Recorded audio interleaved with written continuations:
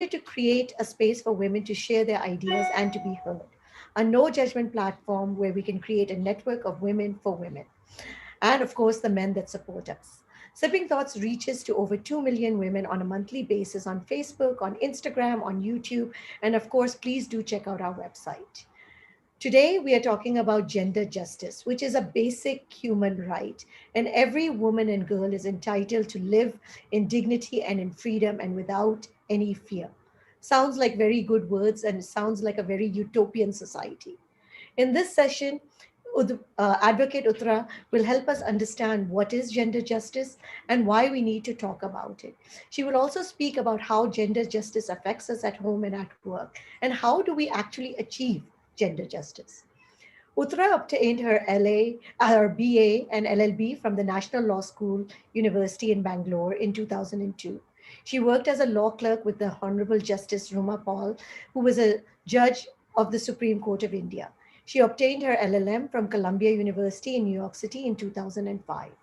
Since 2009, she has had her own private law practice and is an advocate on record in the Supreme Court of India. She has a keen interest in comparative constitutional law and legal theory.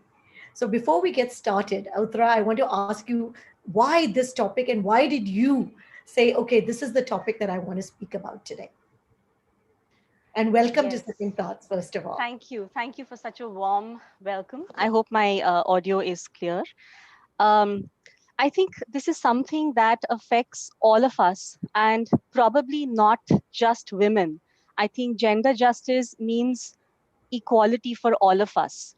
And you see a lot of what is happening around you, which actually shows that we are not equal and it violates the rights of at least half of all of mankind, at least half, if not more, if you have a more broad concept of what is gender and what is gender justice. So I think it's something very close to my heart, as I'm sure it's close to the hearts of many of the people here, men and women, and affects each one of us. And that's why I chose something like this to talk about. So the violence, especially the violence that women face in everyday situations, and we're hearing that the pandemic has only made things worse. What are you seeing out there as you are actually at the courts? What are you seeing in the front line? So I think it's definitely affected a lot of the equations. For instance, at home, for a large part of the so-called lockdown periods, there has been less of household, assistance for household chores. So you do see women and a lot of working women who actually are being, forced to do much more than what they normally do. A lot of the working women are actually doing the work, working from home and also doing the housework at the same time. So it has sort of put some amount of pressure. You see a lot of growing domestic violence because now both partners and the family is at home, pretty much cooped up. So a lot of cases of violence inside the family have increased. And of course, there are these cases of very violent rapes which have been reported in the last few days. I don't know. I don't think that has to do with the pandemic. I think that is a pandemic in and of itself. That is something we face throughout, and it doesn't have to do anything with the pandemic. So that is one of the issues which also shows how women are viewed in society. And that would be one of the issues which I will be covering in the course of my talk. And my last question before I hand it off to you, women empowerment, gender equality, gender justice are all the terms that we are hearing quite a lot lately. But what do they stand for and what exactly do they mean? And are they different or are they all the same? Yes, so I think the first part of my talk will focus on what exactly it means. What is gender justice? And I think ultimately it is a way of understanding society so that each one of us, including women, find a way to live life to our full potential in the absence of obstacles. So I think the discrimination is basically in the nature of various obstacles that we face in different parts of our life.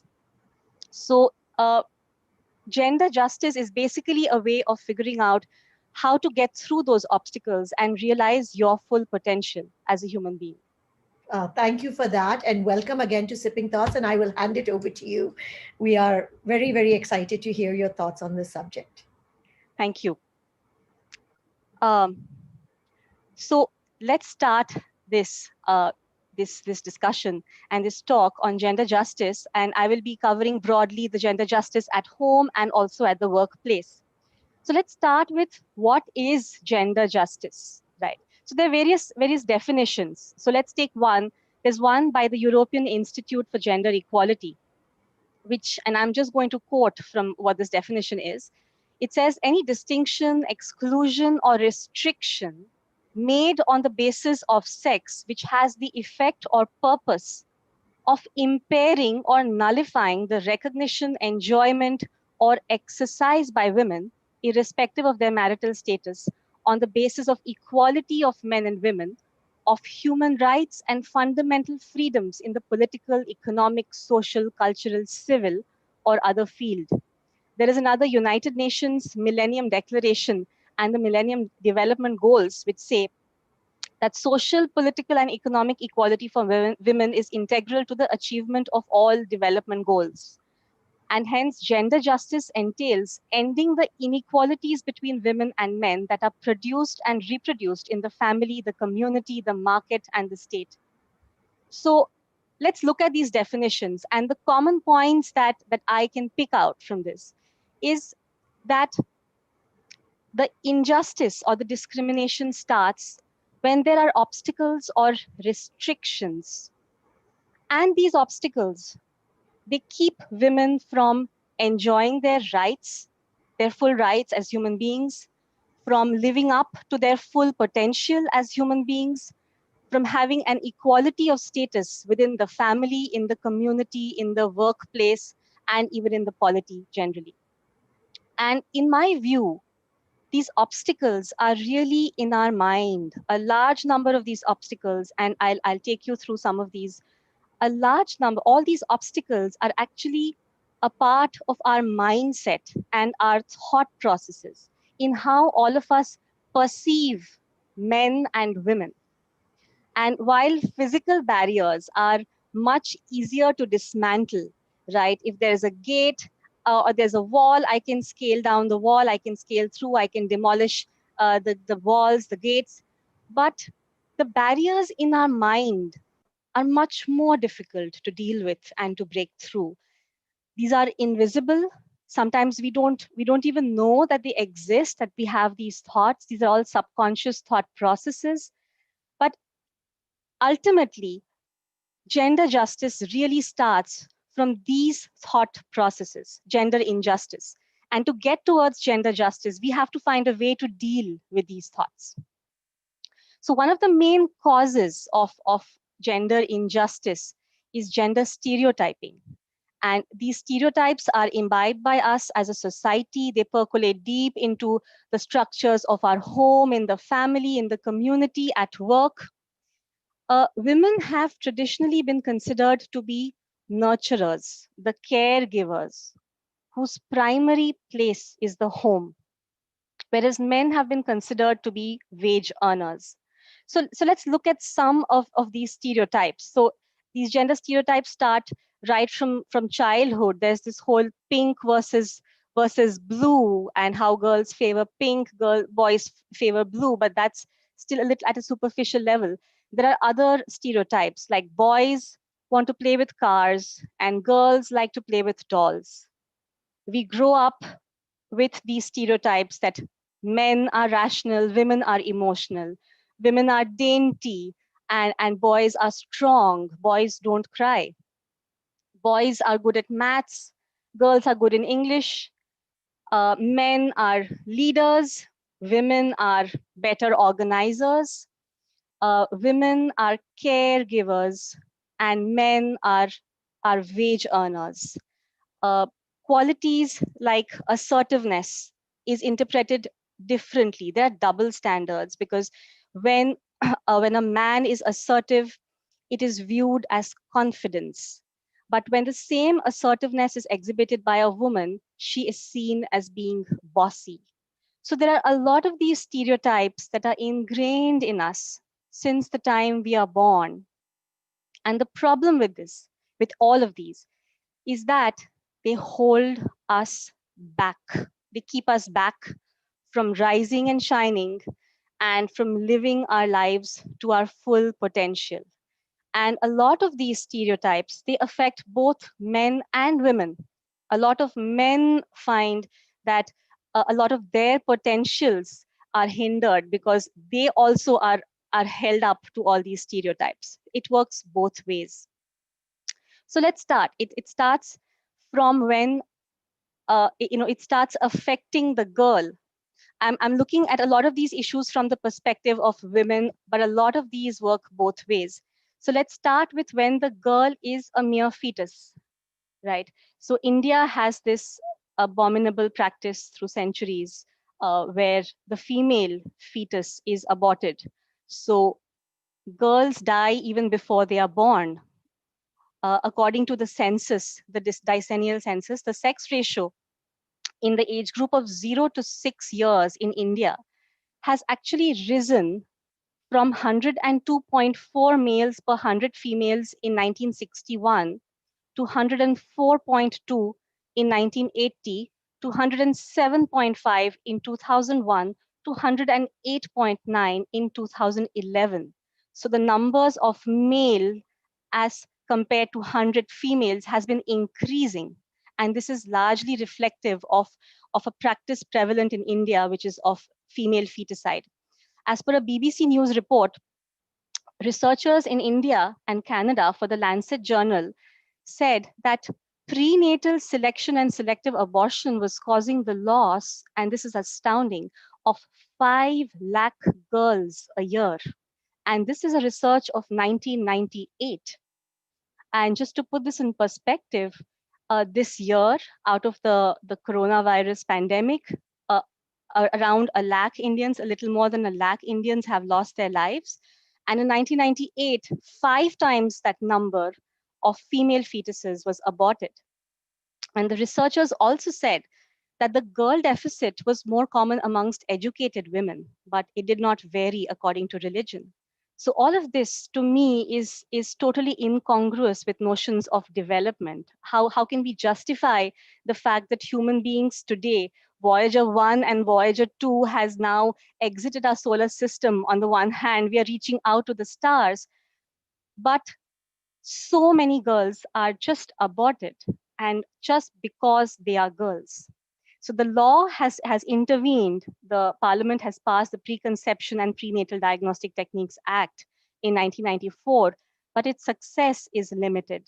And ultimately, this problem exists because in the mind of the parents, because who's doing this?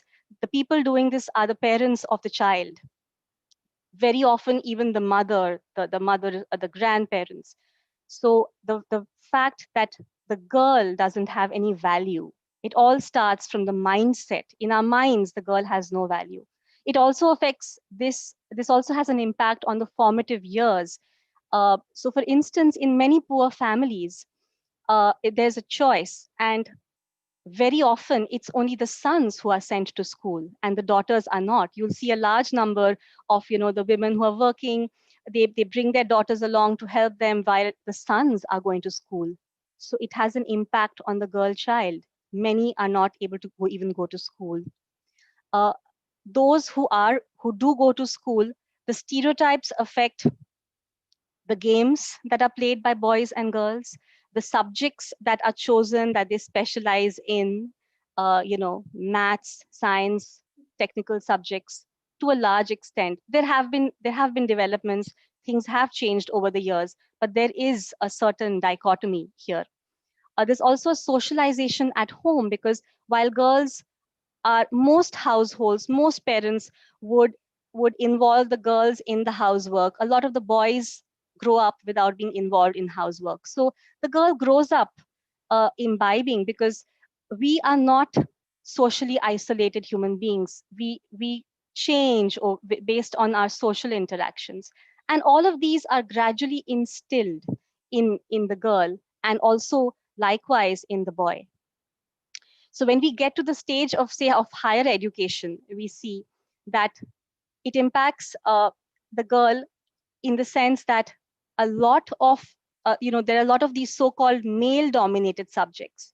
So just to give you some statistics, in 2017-18, as far as colleges approved by the All India Council for Technical Education, AICTE, are concerned, only 29.7% of the students enrolled were girls.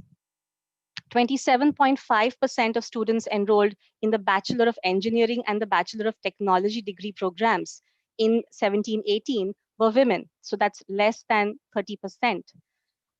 Now, architecture had 52.1% women students, but only 4.8% of undergraduate students enrolled in mechanical engineering were women. So there are these male bastions, these areas which have traditionally been kept out. And that's another obstacle. So, and this starts because we are told that there are some things for women and some other things for men. How does it affect her after that? So let's see marriage. Uh, let's start with when the marriage happens at the wedding. The whole concept of dowry, the lavishness of the gifts which are usually given by the girls, uh, you know the whole concept is because the woman is seen as a burden, which has to be discharged by paying the groom and his family and keeping them happy. The whole notion of women as property. In many cultural situations, the wedding ceremonies are, famous for where the girl side is just trying so hard to please the boy's side, because somehow the girl seems to be some sort of a burden which is passing on. Uh, in marriage, this is also, the gender discrimination is also seen in a large amount of domestic violence, which starts and originates from seeing the woman as a property, as something over whom the husband has full control over. Issues of marital rape, which unfortunately today are legally not very well tailored and recognized and dealt with. It also affects the distribution of household labor. So the household work, even today, even in houses where the women are working outside and have very demanding careers, the distribution of household labor is far from equal. So, just from a study, let me just give you some data. Women in India currently spend about up to 352 minutes per day on domestic work, as per one study. And that is 577% more than men who only spend 52 minutes. And this is at least 40% more than the women in South Africa and China, which are the two other countries for which this data was analyzed. And this is as per the Organization for Economic Cooperation and Development. So the women in India actually work 577% more on household chores and domestic work than men. All of this pay is unpaid work. It's usually unrewarded, and it's really not quantified in terms of value. More importantly, all of this work is used to justify the woman's place in the home. It reinforces the stereotypes that caregiving, looking after the home are just the domain of the woman, and keeps her back. Uh, those women who are able to join the workforce, uh, let's see how it affects them at work. So, number one, there is a very low participation of women in the workforce. So, a study of the World Bank shows that India is ranked 121 out of 131 countries in female labor force participation. And this is upsetting, that the percent of women in India's workforce has actually dropped. It was 35% in 1990, and it has now come down. In 2017, it came down to 27%. So the number of women in actually participating in the workplace in India has actually come down in percentages. The other problem at work is the issue of women hitting the glass ceiling, and the fact that you don't find too many women in leadership positions. So studies have shown that women represent only 19% of senior leadership positions in the Indian corporate sector, and a mere 2.5% of total executive directorship positions and 5% of directorships are held by women. 54% of companies have no women on their board of directors, and women represent only 11% of the Lok Sabha. So, first is the issue of low participation of women in the workforce. The other problem is we need to see where are the women, what positions are the women working at when they are participating in the workforce. Are they mostly concentrated in certain sections? So there is a horizontal division and there is a vertical division. So these studies show that women are more concentrated in the lower uh, rungs of the vertical division. And as far as the horizontal division is concerned, where you have different kinds of job descriptions, there is a tendency for women to be concentrated in certain kinds of work. So the question we need to ask is why is that happening? Why are women not participating more in all the different facets of the organization? What is keeping them away from certain sections of that organization? And why are they not rising to the top as much as they should? One issue which comes in the way of most working women is the issue of female attrition, maternal attrition. While 48% of working women drop out of the workforce even before reaching mid career, a staggering 75% of women who quit their jobs did so for childcare reasons. So it appears that motherhood and childcare are significant barriers to a woman's career progression. So these women have overcome various other structures and obstacles and they entered the workforce. But something happened that 75% of these women who dropped out did it when they became mothers, and they did it for childcare reasons. So one of the issues is that there is a lot of gender stereotyping in society where it's the mother who is viewed as the primary caregiver.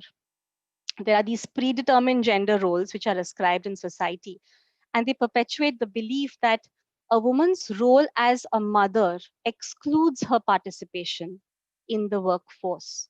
There is this a myth which is constantly perpetuated and it's handed down and it's reinforced from every many quarters that a working mother is not a good mother. Uh, there is a theory which says that being a parent has a lot to do with practice. So, a lot of us, a lot of mothers, when we became mothers for the first time, I think we were all equally clueless as our husbands as to really what to do with this child. But what usually makes the mother the dominant parent is the fact that from the beginning it's she who takes charge, right? So in relationships where both of them take charge from the beginning, you'll find that there is much more equality in parenting chores. But in most households it's the mother who takes charge, and therefore she gets more practice. She therefore understands her child better. When the diapers need to be changed, when does the child need to be fed, when is the child sleepy, because it's really about practice.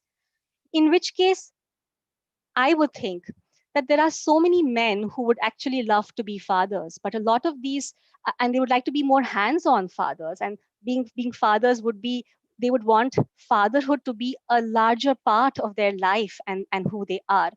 And these barriers, which perpetuate and keep the woman at home and perpetuate her as a caregiver, also act as barriers to many fathers who might actually want to participate more in parenting.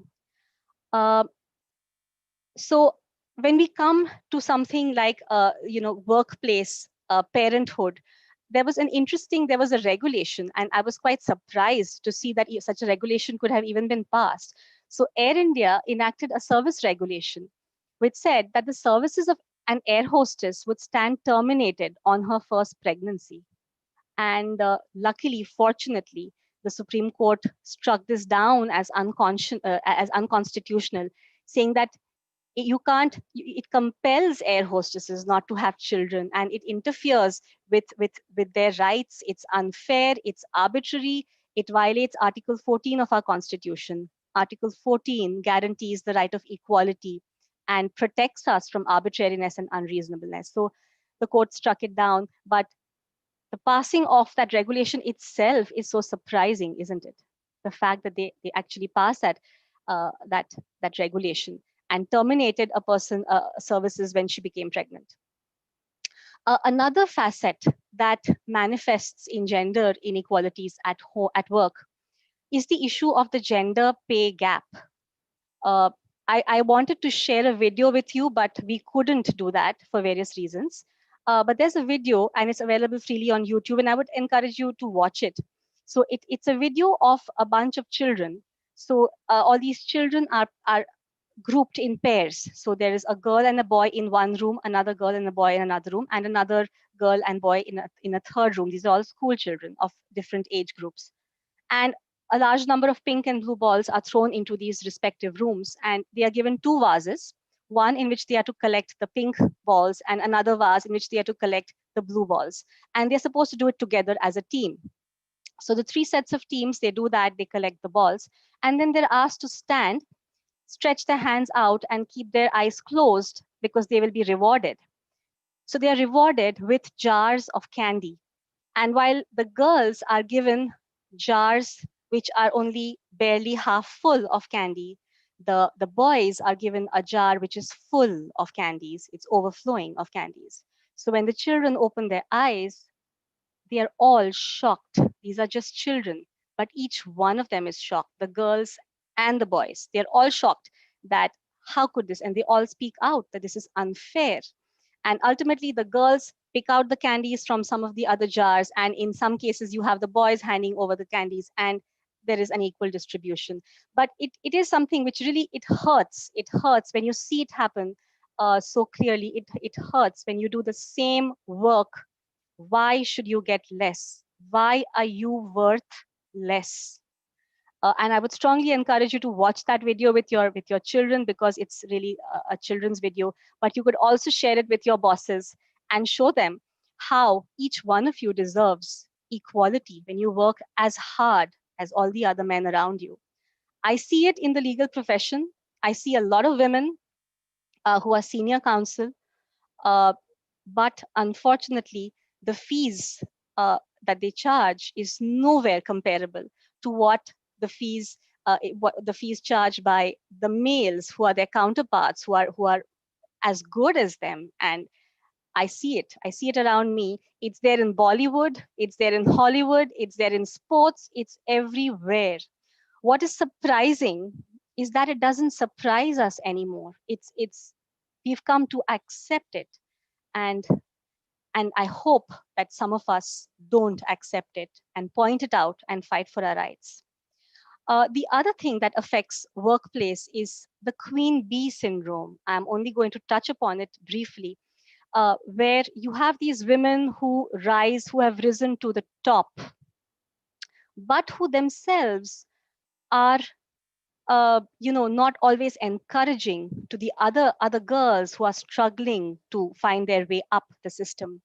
I wish we could replace these queen bees with mentors, with women who would pull other women up who are struggling, rather than be queen bees and stifle them just because they succeeded against all the odds. Uh, it would be incomplete to talk about this workplace equality without talking about sexual harassment, because sexual harassment is another thing which makes the workplace unequal for men and women. And it was recognized by the Supreme Court in the landmark case of Vishakha versus State of Rajasthan in 1997. But it took 16 years for Parliament. So the judgment came in 1997, but the Sexual Harassment of Women at the Workplace Act came only in 2013, 16 years thereafter. I'll just read to you from the statement of objects and reasons because those are encouraging. It says that sexual harassment at a workplace is considered a violation of women's right to equality, life, and liberty. It creates an insecure and hostile work environment which discourages women's participation in work, thereby adversely affecting their social and economic empowerment and the goal of inclusive growth. While the preamble and the statement of objects and reasons has all these laudatory, pretty good purposes and objects, there are certain features the act which could be problematic. The definition of aggrieved woman is fairly expansive, and it includes even, so I'll just read out to you. It says an aggrieved woman means, in relation to a workplace, a woman of any age, whether employed or not, who alleges to have been subjected to any act of sexual harassment by the respondent, and in relation to a dwelling place or house, a woman of any age who is employed in such dwelling place or house. So the definition is fairly expansive. It includes even a woman who's not an employee of that workplace. So it could be a client, it could be a customer, it could even be an intern. But the act fails to pin accountability. So who will be responsible if there's no internal complaints committee constituted at the workplace? Right? What happens to the recommendations of the ICC, the recommendations which are made to the employer? Some high courts have said that these recommendations and the findings of the ICC are binding on the employer, but the act has left it a little vague. My more fundamental discomfort is with the very definition of sexual harassment in the act, in the POSH Act, as it is commonly known. Uh, so the sexual harassment is in the act includes any one or more of the following unwelcome acts or behavior. It includes physical contact and advances, a demand or request for sexual favors, making sexually colored remarks, showing pornography, or any other unwelcome physical, verbal, or non-verbal conduct of sexual nature. So what it does is it excludes a large chunk of gender-based harassment, which may not amount to sexual harassment, but which could still be inflicted on women based on gender. So that entire gamut of acts is kept outside, and it's not included in the act at all. Uh, the other problem I have is with Section 3, which says that no woman shall be subjected to sexual harassment at any workplace. And it says the following circumstances, among other circumstances, if it occurs or is present in relation to or connected with any act or behavior of sexual harassment, again, limiting it only to sexual harassment, but also limiting it only to women. What happens? What about the sexual harassment of a man by another man, or of a man by a woman? Why does the law not protect them? So I think the law needs to protect both. There are, so gender, according to me, is not a binary of men and women. There is a gamut and a huge levels and shades between these two binaries, and there could be a lot of men who may be more feminine, who may be less sort of macho, and therefore not as dominant as many others. So I think gender justice needs to speak for all those people, for everyone who suffers because of these stereotypes and the binary of men and women, which have been perpetuated down the years. So I don't think I have much time. So I'm just going to quickly conclude. I'd like to conclude on a note of positivity. All of this sounds kind of depressing, but there have been some good developments. So recently, the Supreme Court gave a landmark ruling on women army officers, making them eligible for permanent commissions in command positions. So prior to this, women were inducted into the army through a short service commission, which let them work for about 14 years. But in this case, the Supreme Court upheld the right of women army officers, to be eligible for permanent commissions, and that too in command positions. I just like to quote from what the Supreme Court held, because I really liked some of what they said. So I'm just going to quote, and please bear with me. Uh, the Supreme Court held the counter affidavit contains a detailed elaboration of the service which has been rendered by women SSC officers to the cause of the nation, working shoulder to shoulder with their male counterparts. Yet, that role is sought to be diluted by the repeated pleas made before this court that women, by the nature of their biological composition and social milieu, have a less important role to play than their male counterparts. And this is the part that I like, where the court says that such a line of submission is disturbing as it ignores the solemn constitutional values which every institution in the nation is bound to uphold and facilitate. The court then says that the submissions advanced in the note tendered to this court are based, and these are the submissions being referred to here are the submissions which were made by the army to continue the existing practice. And what the court said is that the submissions advanced in the note tendered to this court are based on sex stereotypes, premised on assumptions about socially ascribed roles of gender which discriminate against women, underlying the statement that it is a greater challenge for women officers to meet the hazards of service owing to their prolonged absence during pregnancy, motherhood, and domestic obligations towards their children and families is a strong stereotype which assumes that domestic obligations rest solely on women.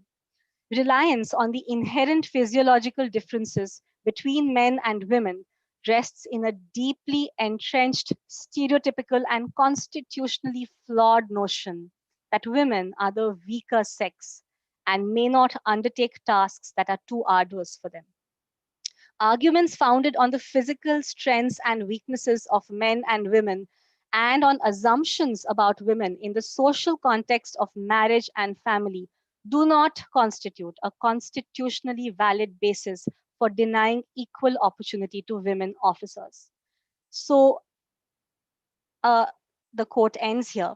So for me, apart from what the court did, in fact, what I found really heartening was the way the court was disturbed by the very argument that these differences between men and women based on biological, physiological, and stereotypical notions can ever be advanced in a constitutional democracy like ours.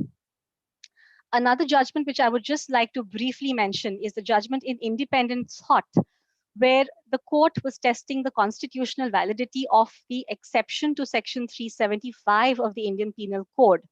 The exception basically said that sexual intercourse of a man with his wife who is between 15 and 18 years of age is not to be considered rape. So the age of consent is 18, and there was an exception which protected a man having intercourse with his wife if the wife was between 15 and 18 years of age. The Supreme Court struck this down. And what they said, I'll just quote one brief part of what they said. They said, we must not and cannot forget the existence of Article 21 of the Constitution, which gives a fundamental right to a girl child to live a life of dignity. The documentary material placed before us clearly suggests that an early marriage takes away the self-esteem and confidence of a girl child and subjects her, in a sense, to sexual abuse. Under no circumstances can it be said that such a girl child lives a life of dignity. The right of a girl child to maintain her bodily integrity is effectively destroyed by a traditional practice sanctified by IPC. Her husband, for the purposes of Section 375, effectively has full control over her body and can subject her to sexual intercourse without her consent or without her willingness, since such an activity would not be rape. And they struck this provision down. Of course, there are still problems. Why can this logic not be extended to marital rape, which happens in so many households within the confines of a marriage? Uh, there are troubling issues despite some positivity and certain encouraging developments over the years. There are violent rapes, and especially on Dalit, lower caste women, which shows that this binary is much more complex, and there are structures of caste, of poverty, the rural urban divide, religion, all of this which factors into the power dynamics of our country in the gender equations. So in conclusion, I would say a lot has been done. Even more needs to be done because we have miles to go before we sleep. And I end with the hope that may we all rise and shine against all odds. Thank you. Thank you, Uttara. I mean, some of those statistics were absolutely startling. Of course, some of them that we have heard. But the thing that you come back to, the stereotypes, and these stereotypes are so deeply embedded. So I'd like to start with the first question, and then I would like to ask Amrita to ask her question. How do we break these stereotypes which have been set in our minds for generations? Yes, yes. So I think a lot of these problems, I think the law can do only so much.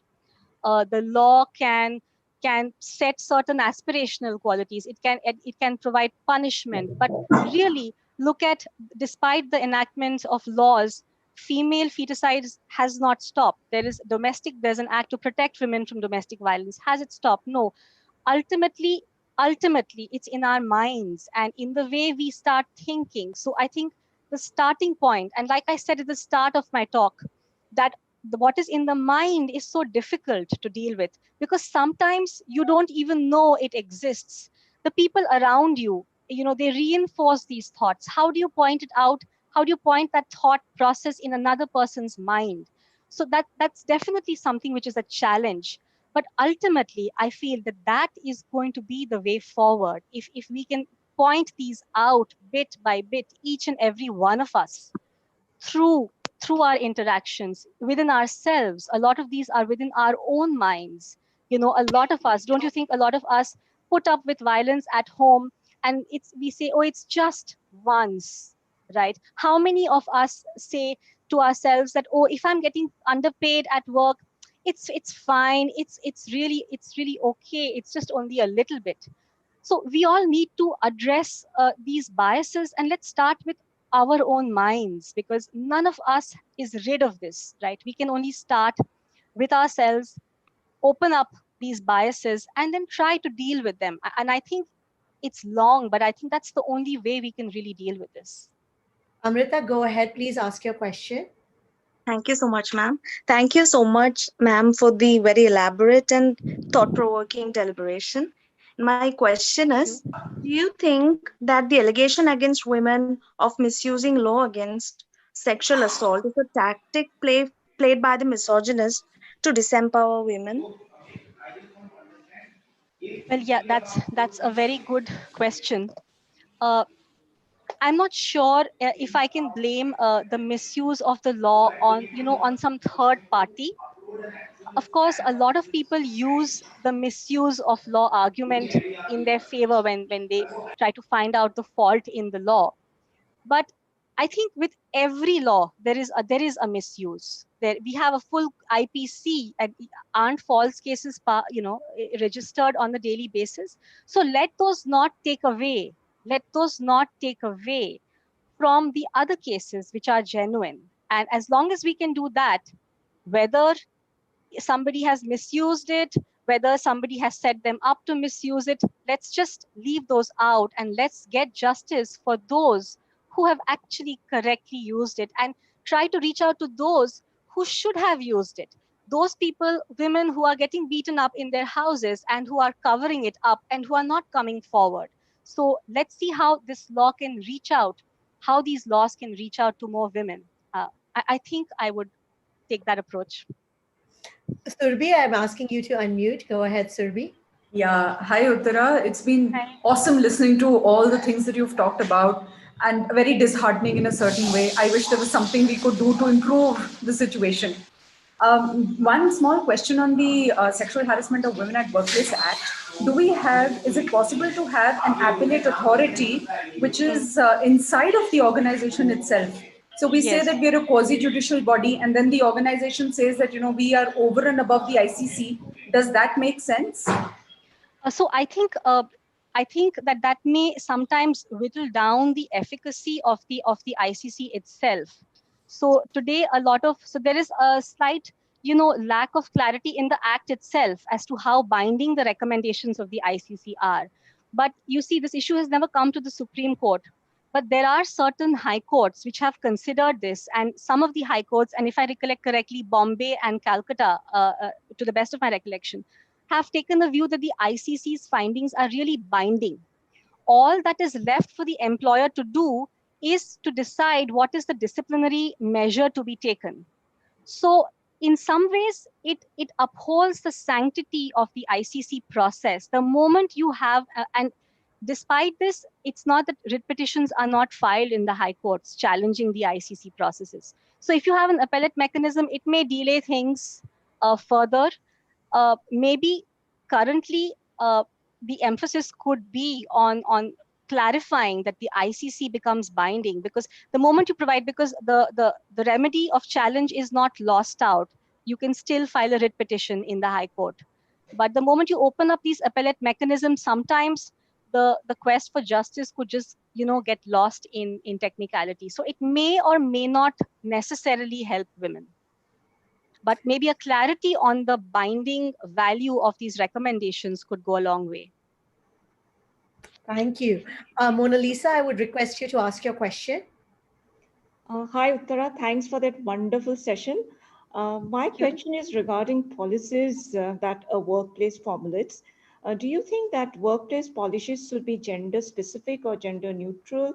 I'm asking this because there are certain organizations which have made policies regarding menstrual leave for women, and that has left certain men feeling a bit left out, that feeling of inequality. So this also brings us equity and equality in the workplace also. Right. So again, that's a good question. I have a couple of takes on it. So I think like men take leave, they get fever, they fall sick.